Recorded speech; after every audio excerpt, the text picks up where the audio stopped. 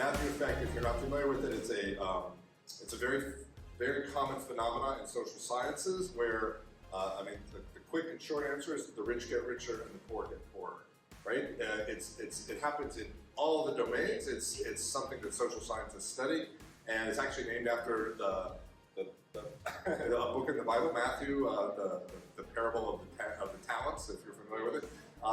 So the people with the institutions with the most resources get more grants and more resources, and the institutions with fewer resources get fewer.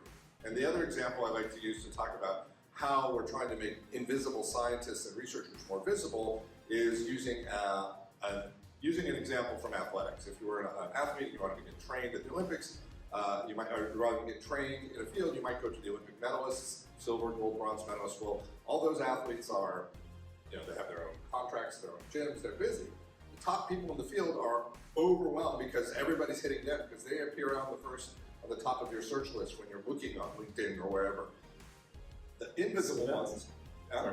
No, I'll just say that the invisible ones are like the woman who came in fourth in that event. Or better yet, the athlete who was the 11th person in the US who didn't quite make the Olympic team. She's a fantastic athlete. She's completely invisible.